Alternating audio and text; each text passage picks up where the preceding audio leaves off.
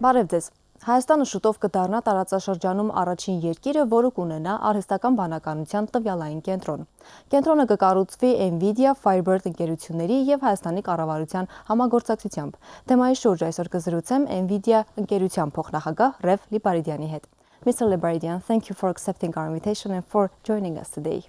Thank you for inviting me.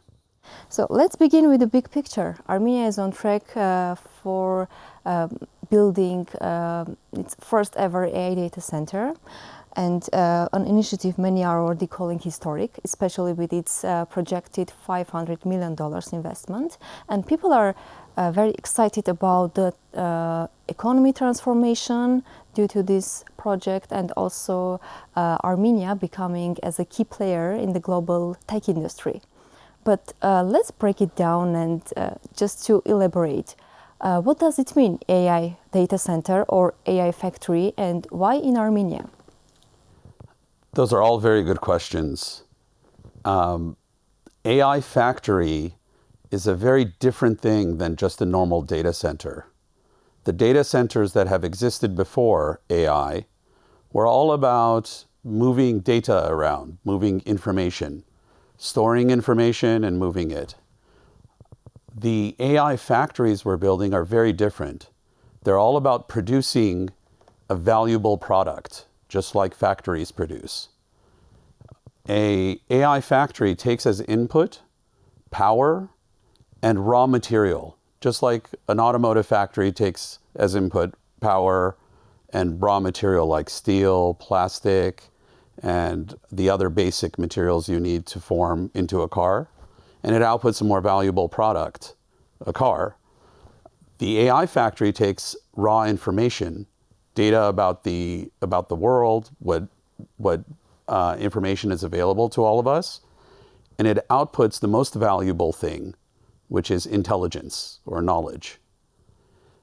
This is a profound change in how we do computing and the value of computing. As a result, what we're seeing is the world is racing to go build these factories everywhere, and it's made Nvidia, my company, the most valuable company in the world. We're approaching $4 trillion in market cap. What's happening here is essentially the beginnings of a new industrial revolution. About 100 years ago, we had an industrial revolution that started because of the invention of electricity. We were able to create power, essentially factories that take as input steam or some other form of energy and convert it into electricity. We created a brand new industry out of electricity, power generation, power grids, and created many, many applications that transformed the world, creating a lot of value. Now the same thing is happening with intelligence. The world is starting to build a new form of utility. Instead of electricity, we now have intelligence infrastructure, and Armenia is going to benefit from this greatly because we're going to be one of the first countries to start developing it here.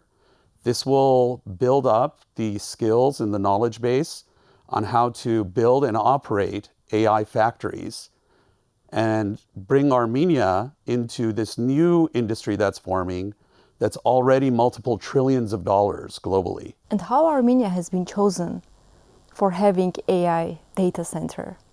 That's a really good question. The history of this actually goes back many years. First off, I'm an Armenian and I work at Nvidia. I've been Armenian my whole life, and I've been coming to Armenia for 20 plus years now. I've lived in different places around the world and opened many offices for Nvidia in different parts of the world. But my dream was always to open an office here in Armenia. And you did. And I finally got to do this. 20 years ago, it wasn't quite ready. The environment wasn't right for this. But after the revolution in 2018, the environment changed, and there was the fundamental ingredients we need in order to build an office, in order to operate in a country, started to appear. And so I was able to build it here. In 2019, the Prime Minister Pashinyan came to visit us at NVIDIA's headquarters in Silicon Valley. The idea for building an AI factory here started then. It was recommended by my CEO, Jensen Huang, to the Prime Minister all the way back then, 6 years ago. Jensen explained to him that the future of high tech and all things that we are going to do in technology are going to be built on AI, and the basic thing that you need for AI, the basic instrument, is a supercomputer. And that the Prime Minister should build one for Armenia the same way that Jensen has built it for his people, which is all of his employees.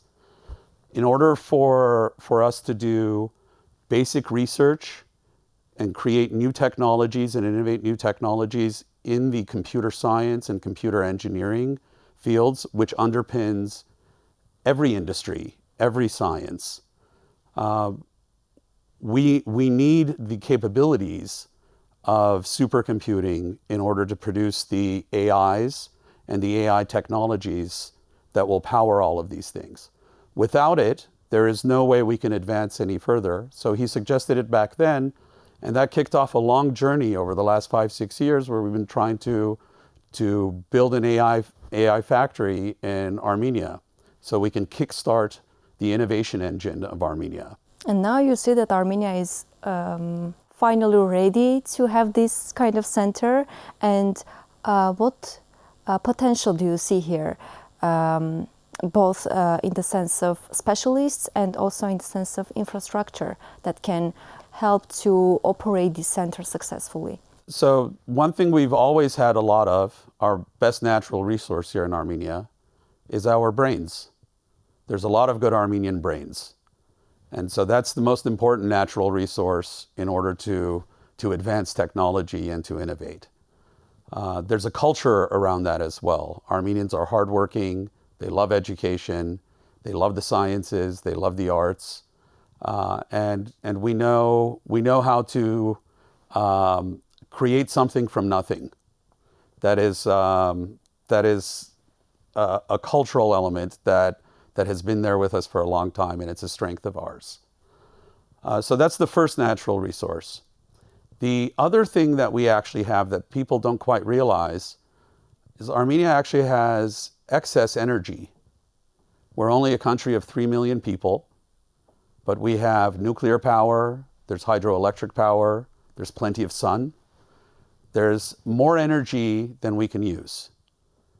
There are many times where we have to let that energy go to waste or even slow down the nuclear power generation because there's no way to export this energy.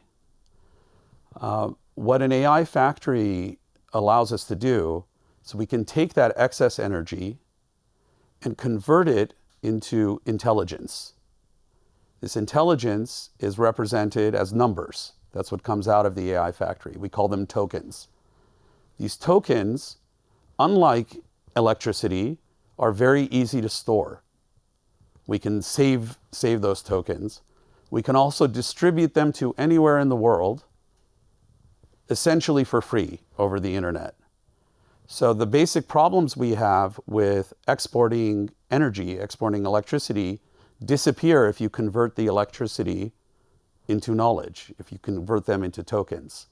And so this is a great benefit it'll bring to Armenia. It'll make essentially a new export for us, taking our excess energy, creating more value from that energy by turning it into intelligence, and allowing us to export that to the rest of the world. While we are building these AI factories, and since we have a head start, we're doing it before many other countries in the world, that will allow us to gain the skills locally in this new area. Not many people in the world know how to build an AI factory and how to operate it. So if we learn how to do that first, we can actually export those skills as well. We can potentially start helping other countries build AI factories with our services, with our engineers and experts doing that. And then once we have an AI factory here on our soil, we can make that available to our universities, to our researchers, to our startup companies, and give them a head start, give them an advantage over researchers and startup companies elsewhere in the world. This is where the government comes in. They can help procure some amount of capacity from the AI factory. This is what the high-tech ministry with Mukhtar and the Prime Minister are ultimately giving us with their support, is taking capacity from this factory and providing it as an advantage to our universities, to our research organizations, and to our tech companies here in Armenia. So they will be the first ones that will have access to the center, right? Yes, they will have access. And a problem that we see everywhere in the world, even in the United States, is that the researchers who are on the frontier of computer science, who are building these new AIs, they do not have the basic tools that they need to advance their research at their universities. Even the most wealthy, the richest universities in the world, Stanford, MIT, all the places where this the forefront of computer science happens, they don't have enough AI computing capacity. So many of these researchers, they have to come work in the private sector at big tech companies like NVIDIA, like Google, like Meta, in order to have the basic tools to do their research. But with an AI factory here and with the help of the government, our researchers will now have this advantage. They will have access, capacity on the supercomputer, the basic tool they need so that they can leap forward. We can also use this capacity to attract some of the best talent anywhere in the world to come do research here and help grow the research community within Armenia, which is the core of a tech ecosystem. All tech starts, all innovation starts first with higher education. It starts with research. And from there you get the startup companies and you get the pipeline of talent that goes into all of the other tech companies that participate inside the ecosystem. That's very fascinating. And as I said in the beginning of the interview, Armenia will be the first country in the South Caucasus that will have this kind of data center. But what regions or countries do you envision that maybe the clients or can obtain some services from this data center, or how Armenia can take advantage over its neighbors with having this? Well, the great thing about these AI factories is essentially once you produce the tokens, the intelligence that comes out of it, anybody anywhere in the world is a potential customer. We can easily export it to all countries. This makes it so that we now participate in a global market and we're not restricted to just the local region. That's great for us because it means that there's no ceiling as to how much we can grow this. Really important to underscore that this isn't something that is just for us and limited to our market here.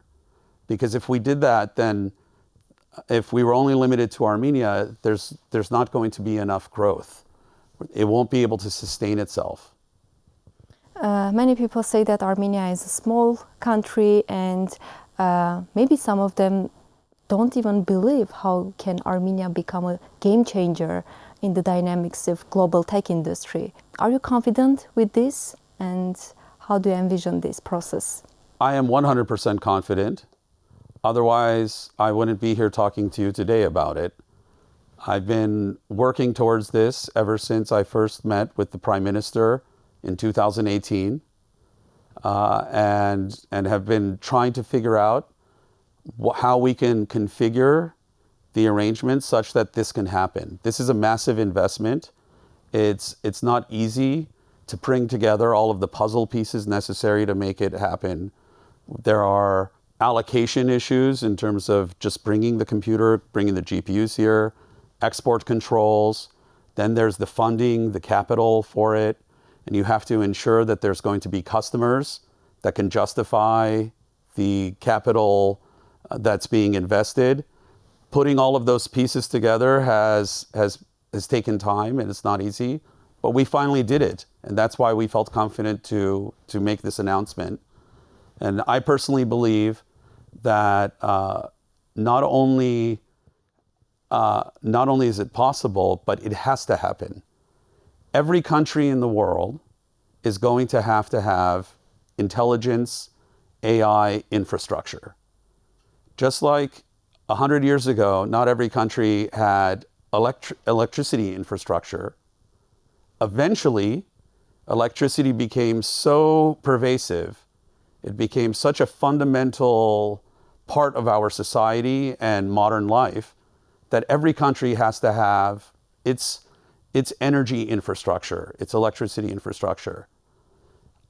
What we're talking about here is building intelligence infrastructure in the same way we were building electricity infrastructure in the past. What can be more valuable than intelligence? Every country has to have this, and every country, for their own sovereignty, for their own security, for their own agency, has to have the control over their basic infrastructure for intelligence. So we have to have it here. We are ahead of the game because we're building this now and not waiting another 5 years or 10 years from now when everybody has it. That gives the opportunity for Armenian citizens that are in this country here to learn about this new industry and to participate and benefit from it before many other countries do. And we will have it very soon in 2026. Yes. So in this field, as I understood, we don't have to lose some time and should act very fast, right? Very quick.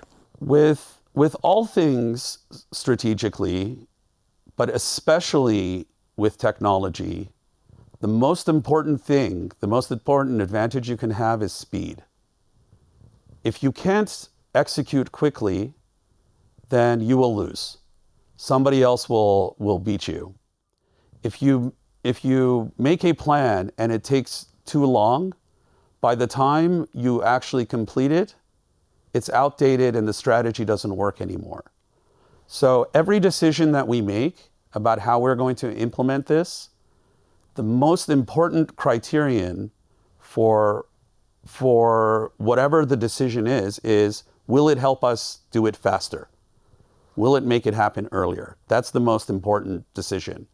Because if you have speed, then you are outrunning everybody else, all of our competitors everywhere else, and we can gain an advantage. And if you can keep that momentum going, you can put your advantage into more advantage and keep building on it. That's essentially what NVIDIA has done. We're a company that's 32 years old now. And the company is a frontier in supercomputing, GPUs. Yes, we are a pure technology company. We're on the forefront of it, and we are now the largest company in the world. And the way we did this is by just being fast. We're faster than everyone else, and we keep getting faster and faster, so it's hard for others to catch up with us in the things that we do. That is the most important superpower you can have. And so Armenia has to have this as well. We have to build this quickly, and we have to, once we build it, keep going and move fast and build more and more and more. We can't wait. Speaking about the investments, what are the funding phases for this center, and who are the key investors? As you saw in the announcement, there were a few investors. Razmik Hovagimian from Playtime Ventures. He's a diasporan Armenian in Silicon Valley who invests in many things. A great addition to this team. He was kind of the missing puzzle piece for me because of his connections inside the tech industry. We can connect Firebird and this AI computer with customers around the world, all the other tech companies that are going to need to use that. That was the key missing element. We also have Alik Yesayan from Team. He's a critical investor and also the important piece of the puzzle in terms of building and operating the AI factory, brings that expertise. We have Nubar Afeyan from Flagship Pioneering, which is also Moderna, co-founder of Moderna. That's a very, very important investor because they're also a customer of the AI factory. They can redirect the demands that they need from AI computing for his companies to this factory so that we can get the flywheel of the investment going. And of course, the government, the Prime Minister and the High-Tech Ministry are a key player in this, paving the way for us to build it and giving us all the support that we need in order to bring something of this massive scale to Armenia, as well as being one of the off-takers, the customers of the factory, so that we can take some of that allocation, some compute capacity, and give it to the universities, give it to researchers, and get the flywheel going there. And finally, there's NVIDIA, which is participating in many ways. First, just being the company that creates the fundamental equipment that you need to build such a factory. We are the ones that are going to provide it. We are helping pave the way in terms of importing the equipment. There are many sensitivities geopolitically with the kinds of computers that we build. We're not allowed to export them to every country, and there's limitations on that. China, for example. And so we support it in terms of this, and with the help of the U.S. government, paving the way so that Armenia can import these things and giving us their support, all of that kind of lined up. Mr. Lebaredian, in summing up our interview, some people have a fear as AI grows, they will lose their jobs and everything will disappear, or maybe developers have such kind of fear, I don't know. But how do you see the future of AI, of the age of AI? And for instance, if instead of me will be AI-generated TV host, would you come to the interview, or how do you envision all of this process? Those are very good questions, and I think people's natural fear and skepticism is understood. Of course, this is a new thing, and new technologies, especially powerful ones, are always scary, or at least they cause anxiety. From my perspective, it's not that scary. Just like other technologies, big technology waves in the past, there has been a certain amount of displacement. You have certain jobs that disappear, but always more new jobs are created. What is unique about AI compared to all the technologies before it is that, unlike the technologies before it, it's not just a tool that amplifies a single human. All technology before, starting with the wheel, with shovels, with automobiles, every tool that you can imagine, essentially it takes a human or multiple humans and amplifies their productivity. They can do more with the same number of humans. What AI is doing is it's introducing almost like the equivalent of another laborer, another worker into the environment. They're not just a tool that's adding to the existing humans, but we're adding something like another human that can also do work inside your team. We call these agents. They're AI agents or agentic AI. The agents that we're building now help us with things like call centers. They can maybe take phone calls for customer service and increase the number of agents that can answer your call and help you. There are many such knowledge jobs that these agents are starting to be created for. You can think about it within this framework in that it's not that we are replacing existing jobs, but we're increasing the population of workers. And so that's already happened many times in the past. When populations increase naturally, we don't run out of jobs, we create more jobs. Usually, The population increasing in a country, something Armenia actually needs to do, is a good thing. It's a good thing for our economy. We add more workers into it, and we figure out more things for them to do. We also increase populations with immigration. We allow others to come to help us with work.